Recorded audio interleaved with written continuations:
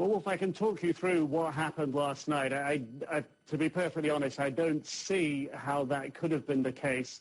There were about 40 journalists on the bus that the government organized, and it took some time to organize it after they said they wanted to go.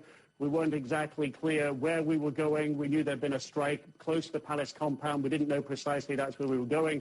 And it took perhaps over half an hour, 45 minutes, to sort of fight our way through the traffic there to get there, because there's so many cars outside that sort of palace compound area. All the Gaddafi loyalists were going there.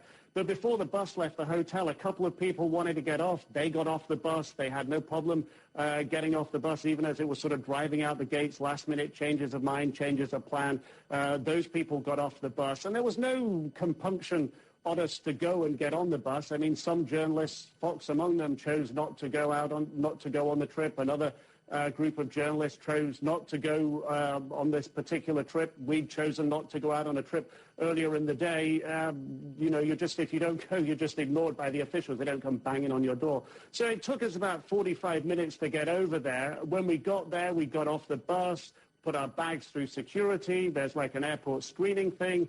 You walk for 5 minutes, go through another security, wait for 5 minutes.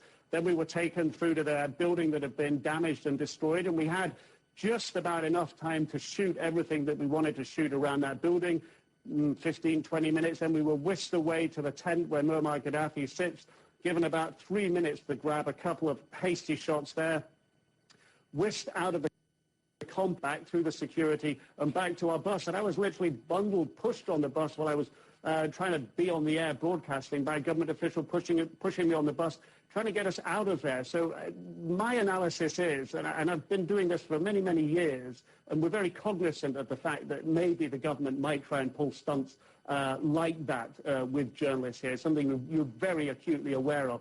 But my sense of what happened was that wasn't what was happening. The time that we arrived there was quite a random time. We were in, we went, we were pretty quickly taken to where we were going, and pretty quickly they got rid of us. I think what they were taking us there for was to show us this building that had been hit, because they said the Pentagon spokesman had said no buildings in the compound would be hit. That's what they wanted to do, and then they got rid of us. And that's the way this government operates here. Wolf? So just to the bottom line, you don't believe that the Libyans were using you and your colleagues as human shields to prevent British jet fighters from attacking this site? Wolf, we were at that compound for about 2.5 hours on the previous night, waiting there with about 1,000 Gaddafi supporters, expecting Gaddafi to come out for a speech. We went there when we wanted to go. We left there when we wanted to leave. All the other journalists, when they wanted to leave, were able to leave as well. When we went last night to see this building that was bombed, we weren't kept hanging around there for half an hour or told, no, you must wait a bit longer. No, you have to stay here. You can't leave.